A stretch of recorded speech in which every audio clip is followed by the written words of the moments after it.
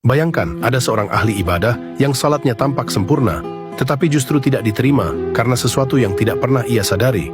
Kisah ini terjadi pada masa dinasti Umayyah, sekitar tahun 100 Hijriah. Saat itu hidup seorang lelaki bernama Ajami.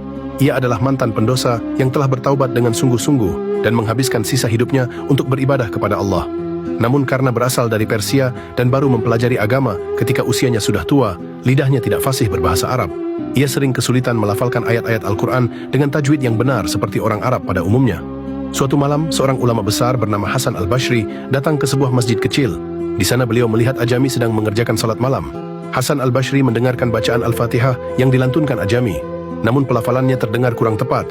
Makhraj hurufnya sering keliru dan bacaannya jauh dari kaidah tajwid yang sempurna. Dalam hati, sang ulama berkata, bagaimana mungkin salat orang ini diterima, sementara bacaan rukunnya saja begitu banyak kesalahan? Kasihan sekali, ibadahnya pasti sia-sia karena kebodohannya. Karena merasa dirinya lebih berilmu, Hasan Al-Bashri memilih untuk tidak bermakmum di belakang Ajami. Ia pun mengerjakan salatnya sendiri dengan keyakinan bahwa bacaannya jauh lebih baik dan lebih sempurna. Setelah selesai beribadah, Hasan Al-Bashri tertidur. Pada malam itu ia bermimpi mendengar sebuah suara yang bertanya, "Wahai hambaku, tahukah engkau ibadah siapa yang paling aku cintai malam ini?" Hasan Al-Bashri menjawab, "Mungkin salatku karena bacaanku lebih sempurna." Namun suara itu berkata, "Engkau keliru. Ketahuilah, salat Ajami yang engkau remehkan telah naik menembus 7 lapis langit dan diterima di sisiku. Lidahnya memang keliru menyebut huruf-hurufku, tetapi hatinya tulus menyebut namaku. Sedangkan engkau, lisanmu benar membaca ayat-ayatku, tetapi hatimu dipenuhi kesombongan terhadap ilmumu sendiri." Hasan Al-Bashri terbangun dengan tubuh berkeringat dan mata yang dipenuhi air mata.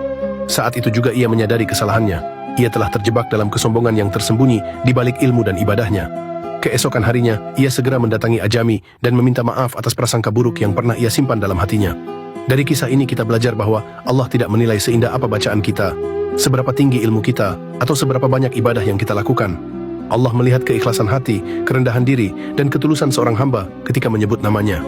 Karena itu, jangan pernah meremehkan amal orang lain, dan jangan pernah merasa lebih baik dari sesama.